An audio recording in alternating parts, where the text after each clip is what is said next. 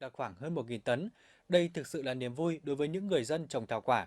Những năm gần đây, cây thảo quả đã mang lại lợi ích kinh tế cao cho người dân. Vậy cây thảo quả đang được phát triển như thế nào? Những lợi thế trồng cây thảo quả đang được người dân tận dụng ra sao? Mời quý vị và các bạn cùng theo dõi phóng sự sau.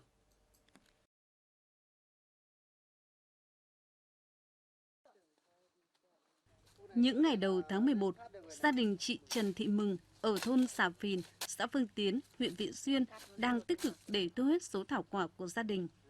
Năm nay thảo quả được mùa, những người dân trồng thảo quả như chị Mừng cũng thấy vui hơn. Gia đình chị đã trồng thảo quả từ năm 2009, qua từng năm, diện tích được mở rộng và toàn bộ diện tích này được gia đình chị trồng dưới tán rừng đặc dụng. Vâng, trước đây là cũng mở trồng là ít thôi, nhưng mà đến bây giờ là tự phát triển lên thì trồng là được nhiều nhiều. Năm nay là cũng thu hoạch là cũng được ít thôi, chắc là tầm 70 triệu chỉ đó rồi. Gia đình chị Mừng là một trong những hộ đầu tiên ở thôn Xà Phìn, xã Phương Tiến, huyện Vị Xuyên trồng loại cây thảo quả này. Giá trị kinh tế cao, ổn định. Dần dần người dân trong thôn cũng trồng thảo quả dưới tán rừng. Toàn bộ diện tích rừng đặc dụng nằm trên địa bàn thôn hiện nay đã được trồng cây thảo quả. Vâng, đối với cái cây thảo quả này thì hiện tại gia đình tôi thì trồng khoảng độ 15 ha.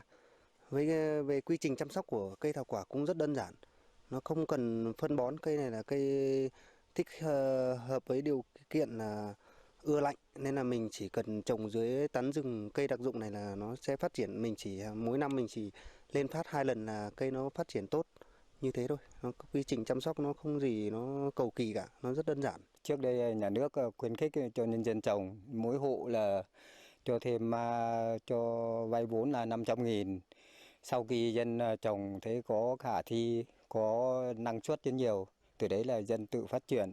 Cho đến ngày xưa là rừng bát ngát, nhưng mà bây giờ là phát triển các số diện tích đặc dụng ở dưới tán cây là 100%, dưới tán rừng là hết, chỗ nào cũng có hết thảo quả.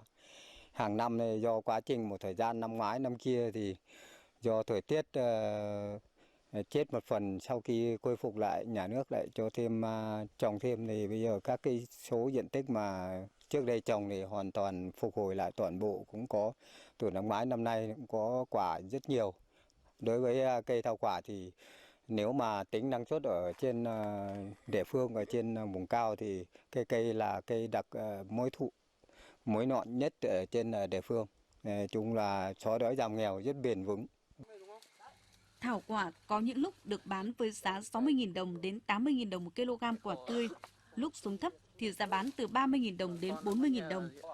Với giá bán như thế này, cây thảo quả thực sự mang lại nguồn thu nhập cho người dân.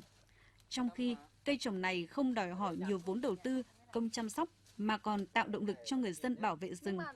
Đây đã trở thành cây trồng có giá trị kinh tế cao, góp phần vào sự phát triển kinh tế xã hội của tỉnh.